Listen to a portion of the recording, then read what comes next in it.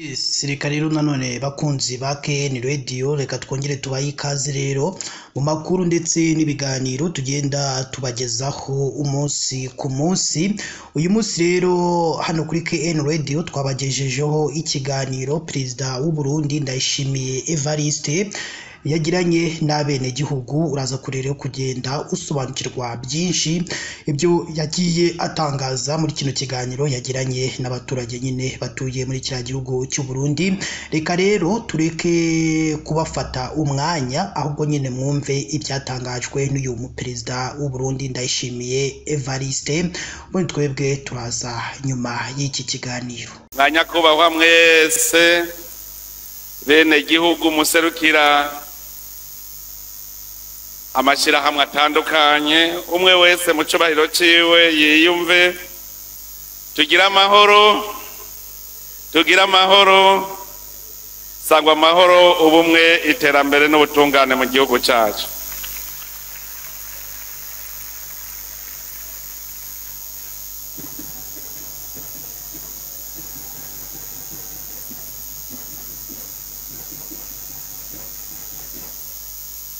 Uno munsi abarundi bose bafise akanyamuneza kadasanzwe, akanyamuneza kuko igihugu cacu carose intahe yo kwikukira, carayihabuje kuko cari gisanzwe kiyifise. None rero uno munsi twahuye kugira ngo twiginane, twibuke uwo munsi, na cane cane twibuke iyo tuva. Ejo nari narose umwanya wo kubashikiriza akari ku mutima, ariko no munsi n'akandi karyo ko kwibutsanya kugira tugume twigishanya ingene twogumya iyo ntayo kwikukira n'ingene twoyitsimbataza. Ubwa mbere bwobwo nuko Burundi bwari bwamye bufise intayo yo kwikukira, cari igihugu cifashe, igihugu gifise ubutegetsi, igihugu abene gihugu barabakozi bakigaburira, barigaba bakigaburira. Igihugu cy'u Burundi abakoroni basanze gifise ubutegetsi bukomeye, nico gituma abarundi ba kera bose umugabo wese yari ngabo. Ari ndiko ndavuga yuko abarundi cyari igihugu cifashe kandi barankakagaye.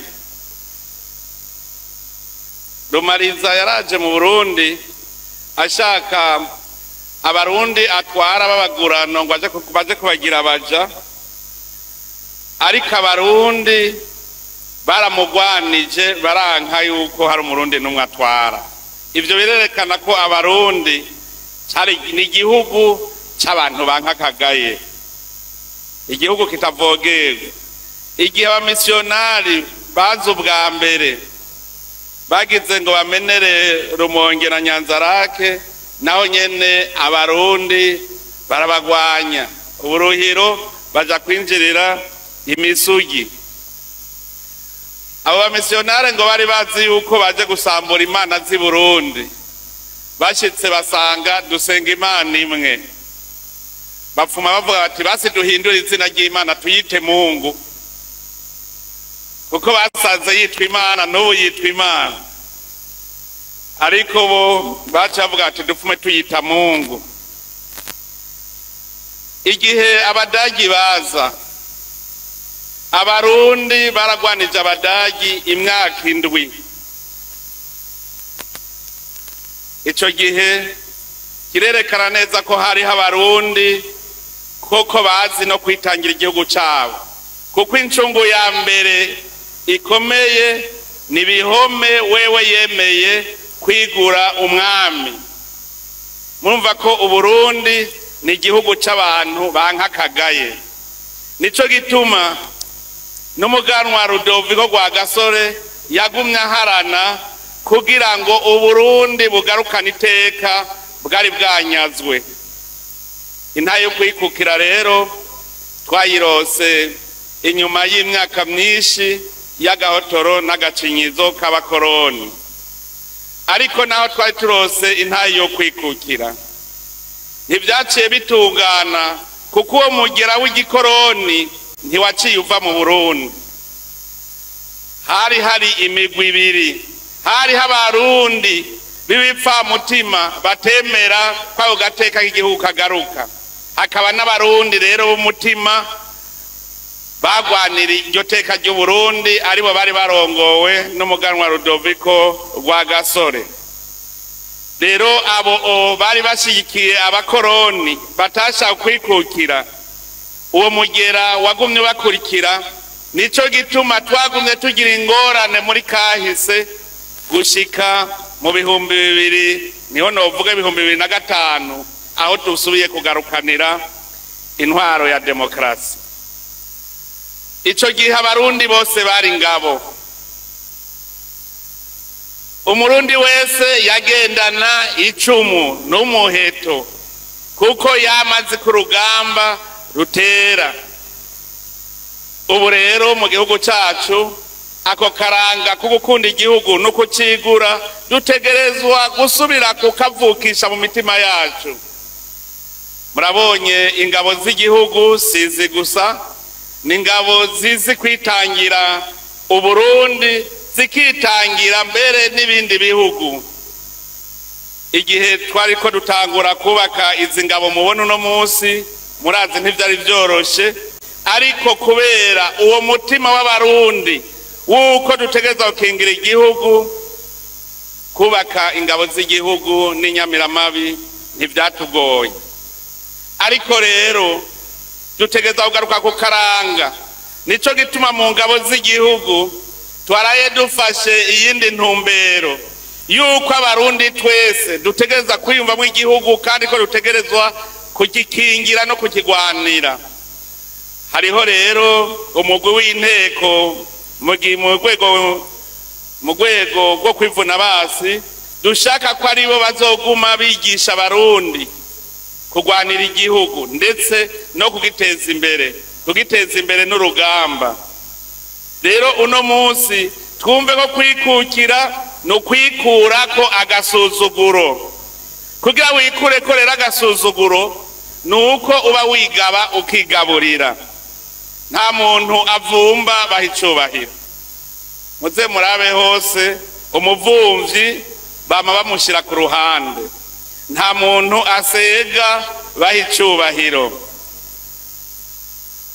Akararo gato inotanga. Muri iyo minsi heze twahora tuja kuvumba ikibuga c'inkino z'umupira w'amaguru. Mwumve ako kamaramaza, mwibaza yuko hajya badutiza twaragura, muga naho twagura baguma bavuga ati none ico gihugu ntigishoboye kwigirira ikibuga c'umupira w'amaguru. Ariko abarundi mwese kubera kwanka agasuzuguro mwaraterereye, turiyubakira iki kibuga, turaciyubakira. None ngiki ejo twaragikwanguye, ubu hasigaye yuko rero tuzocinjira icese. Twarabonye ko ari ikibuga gikwiye kandi cemewe. Nagira mbere mumfashe dukomera amashi Imana yacu.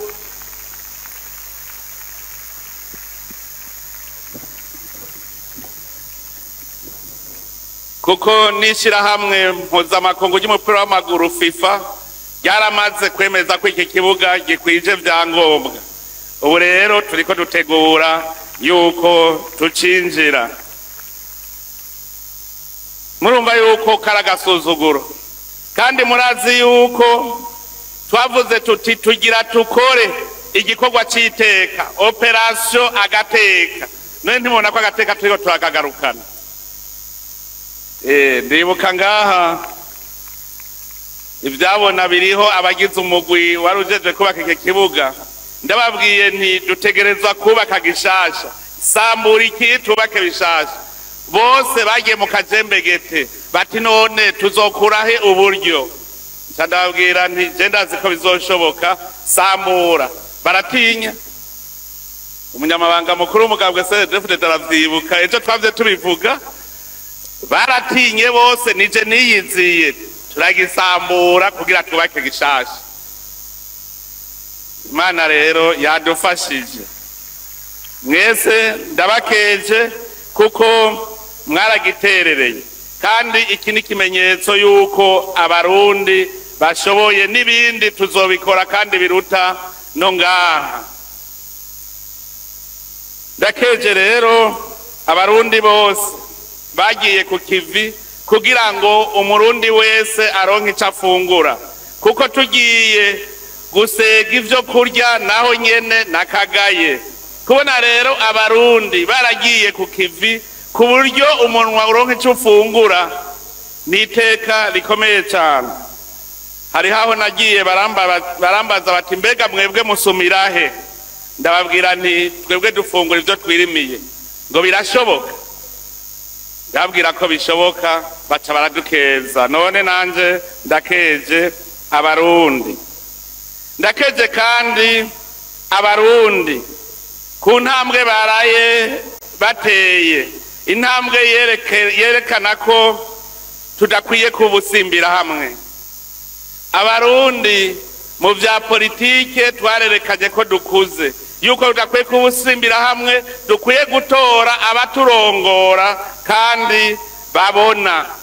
None rero mboneye akaryo gukeza abarundi twese, kuko n'amakungu yaratangaye. Kera yahora abona ko turi abanyakajagari tutabishoboye batarimwo. Ndakeje kandi n'abatowe. Abatowe ndabakeje cyane. Ndabakeje kuko tubazeyemo vyinshi. Ubu mwaka twawitiriye umwaka wa mbere mu rugendo rugana Uburundi buteye imbere. Dukeneye rero indongozi zihabona, indongozi mboneza. Ntidukeneye indongozi zimwe ziza kurondera ivyicaro gusa, dukeneye indongozi mboneza. None rero ko abarundi bagiye hamwe bagahundara ku ndongozi zifise akarangamutima kamwe, turizeye neza yuko aho bukera zizodufasha kugira ngo duteze imbere amakomine yacu, duteze imbere intara zacu, duteze imbere igihugu. Kugira rero igihugu gitera imbere gikenera indongozi zimboneza. Indongozi mboneza si ayindi yo kwicara mu biro gusa. Indongozi mboneza iragenda mu bene gihugu, ikumviriza ivyo bakeneye, hanyuma nayo ikabafasha kubona ico bokora n'inzira bofata. Indongozi igenda ikicara ngaho ikibera hatana kimwe iri kurakorera bene gihugu, iyo ntibikwiye. Dutegereza rero kuronka indongozi mboneza. Hariho ivyo twama turiko turanegura ku ndongozi, aho usanga afise dossier akayimarana umwaka mu biro atana kimwe arakora. Indongozi zama zirindiriye ngo sindabona intumbero, ngo banzunyereke ivyo nkora. Iyo si ndongozi. Nico gituma tugiye guhindura ingendo muri iyi minsi igiye kuza, kugira ngo igihugu cikukire koko cumve ko gifise agateka, kiba gifise abene gihugu bumva kandi bakumvira. Ubusimbira hamwe ntibushobora guteza imbere igihugu, abantu bagayana ntibashobora guteza imbere igihugu. Kugira igihugu gitera imbere turumviriza indongozi, hanyuma tugakora ibitegereza kugira ngo igihugu gitere imbere. Ahaza kuba ukwikukira nyakuri, haba abanyamwete bakunda ibikorwa kugira ngo bashobore kwerekana neza ko bishoboye kandi bifashe. Ko rero twaraye twerekanye ko tugize urunani mu matora, ubu rero tuje ku kivi twiteze imbere, tuve mu gasuzuguro. Iterambere n'urugamba, iterambere riravuna. Hariho abantu biyumvira yuko igikorwa bakora bicaye kizobateza imbere. Uri umushoferi utaronse ivyo ufungura ntubuteye imbere naho ufise amahera. Ukazoba uri umunyezamu ntubuteye imbere naho ufise amahera, kuko urashobora kubura ivyo ufungura. Kugira wumve ko wateye imbere utegereza kuronka ikintu ushora. Ico nama nakivuze, umuntu adafise akantu na kamwe ashora ntashobora kuvuga yuko yateye imbere. none rero mwumve ko kugira uronke ico ushora biravuna kuko kugira uronke ico ushora uba uriko uvyaza umusaruro itunga kama Imana yaturemeye. Abantu rero batera basubiza inyuma igihugu muri uwo mwidegemvyo mu gateka k'igihugu, abantu bahungabanya umutekano barasubiza inyuma agateka k'igihugu, abo ntibemera iterambere. Indongozi irenganya ikarya igiturire igasesagura itunga ry'igihugu iba yanka iterambere, ntishaka ko igihugu kigira agateka. Umudandaza acisha mu binywabi ibicuruzwa vyiwe atemera gutanga amakori n'amatagisi, uwo nawe nyene ntashaka ko igihugu kigira agateka kuko ntashaka ko gitera imbere. Ikinebwe cama kwirigara kigashaka gufungura ivyo kitarondeye, uwo nawe nyene ntashaka iterambere, no kuvuga yuko adashaka agateka k'igihugu ciwe. Nico gituma rero muri aka kanya nagomba kuhafatira kugira ngo nkeze abitanze kurusha abandi bagiye imbere kugira ngo igihugu cacu kigume gihagaze neza gifise umutekano, ndetse tugwanye nabo bose bagwanya iterambere. Ntitwafashe benshi, nagira ndabahamagare kuko ni bane gusa. Uwa mbere ni Lieutenant Colonel de Police Mugisha Odas OPN 1376. Uwugira kabiri ni Kapitene Habarugira Aimable. Uwugira gatatu ni Lieutenant Ndayisaba Richard. Uwugira kane ni Caporal Chef Ninganza Richard. Abo nibashike ngaha kuko barakoze birashimwa. Uyu wa mbere Lieutenant Colonel de Police Mugisha Odas yaragwanije bimwe biboneka abantu bama bashaka gusahura igihugu bacisha ibintu mu binywabi, bwabo ubutare yabikawa. Akorera mu ikomine ya Kabarore. Iyo komine irimwo abantu bari monogoje gushikaho bamubona nk'umwasi wabo. Rero iyo ubonye umwasi yidodomvye ucumenya yuko hariho umukozi. Uyu rero nawe turamukeza kuko murumva ko yakoze ibikora inka, aragaruza ibitari bike, arabuza ikawa gushoka iciye mu binywabi, arabuza ubutare gushoka buciye mu binywabi. Nico gituma rero tuza kumuha agaciro kabute k'imiliyoni 5.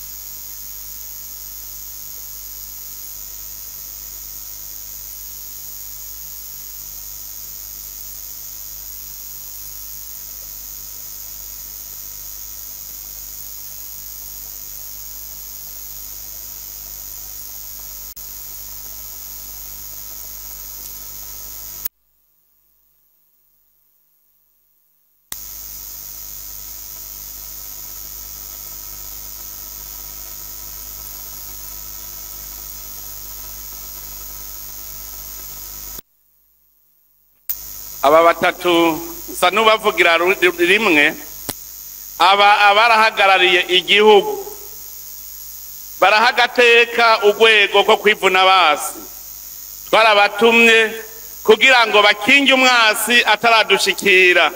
Murazi ko umwasi yagira yinjirire ngahi Kongo, baragiye baritaga bimwe bikomeye atanumwe yobihakana, naho bari kumwe n'abandi. Aba baritaze kurusha abandi ku buryo uno munsi twaba dufise amahoro nuko bafise abo batinya. Aba rero nabo turabaha ikidari cy'umwaka katwongere izi ntwazangabo zibiri turaziha imiliyoni zine hanyuma na kaporale chef n'inganza Richard nawe tumuha imiliyoni 3 kugira ngo tubatere intege. Turazi yuko ingabo twatumye zarakoze, ni haba turi mu mahoro, ni twaba twatunganije amatora neza, ni twaba uno munsi tumerewe neza, mumenye ko ingabo twarungitse gukinga hajya hakurya zadukingiye. Nagira ndabasabe mbere musubire muzikomera amashi.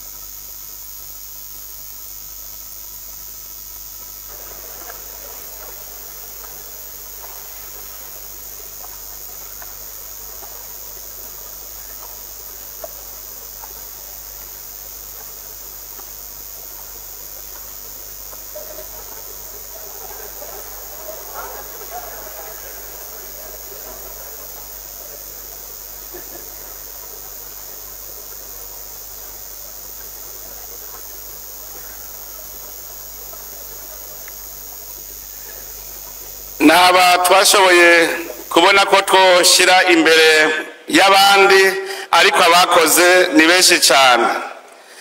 Nagomba rero mu guheraheza mpereze ku mpanuro nkeyi nk'uko twamaduhanurana iminsi yose. Nagomba bwa mbere abarundi tubanze dutegere icari cyo kwikukira. Umurundi wese iyo agize ikibazo mu gihugu akirondera yuko gitorerwa umuti hanze, uwo murundi ntaramenya icari cyo kwikukira. Twama tubibona akeshi mbere twiyumvire yuko boba ari abagifise kagatima kaba PDC, bamwe n'ubu batarumva ko barikukira, bazi ko batwarirwa mu mahanga. None rero nagira mpanure abo barundi, muvi buzimu muji buntu, mumenye ko igihugu cy'u Burundi carikukiye, nta kindi gihugu na kimwe cyashira hamwe na rimwe rizoza kugaba u Burundi ngahi wacu. Niwaba ikibazo cyawe kijanye hanze nuko utakigira umutima wo gukunda igihugu cyawe. Kandi urugero rero dupimira ko nico, hariho abantu babonye abene gihugu batabatoye baca biruka muri ONU no muri Union Africaine ngo babatabara, aho kuja mu bene gihugu ati hanyuma murazopfuma mundabagiza. Noneho nizo mutora abo berekana yuko bagifise umutima w'aba PDC yuko ibibazo by'u Burundi bitorerwa umuti hanze. None rero ndabasavye basubize umuzirikanyi wabo mu kibanza, baba barundi bamenye ko abarundi tuzokwama dutorera ibibazo byacu umuti turi ngahi Burundi nyene. Ndetse mbere turavyoroshe ubu twama twicaranye tuza turaganira.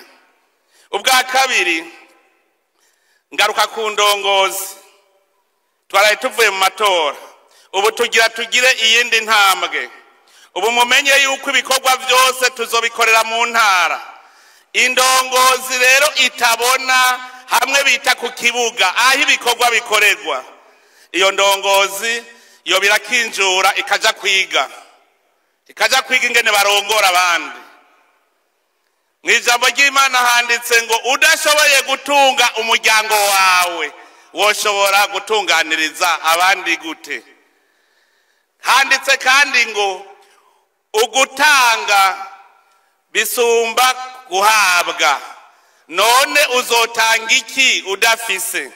Indongozi rero uno munsi ndabasavye, nimwamushaka ko Burundi bugira agateka, nimwamushaka ko tuva mu gasuzuguro, mwese muje ku kivi, ntihagire umuntu azosubira kumarana dosiye indwi, ntihagire kandi n'uwuzosubira kurondera igiturire cyangwa gusesagura itunga ry'igihugu. Tucubake. Aha mu mahera yubatse ikibuga hariho amahera twatse abari bayivye. Ubu rero naraye ndabivuze, ntituzohiga imanga ko umuntu naho azoba yagenwe mu mabanga uyu munsi agacumura ejo arataha. Mubimenye.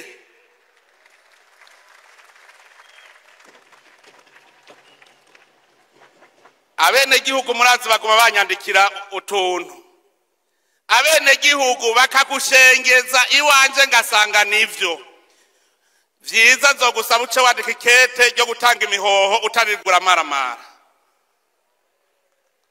Abenegihugu nibo bene igihugu kandi barafise nimero yanje, barabimbwira. Kare mwaridoze ko nguma ndababaza nti iwe umuntu kutamutunganirije, uyu kutatunganije. Ubu rero nzobabwira ko mwananiranye ari dayimoni bagenza, idayimoni nayo tuzoyisengera wavuye ngaho muri ayo mabanga. Tuzoyisengera. Idayimoni ntinesha abasenzi.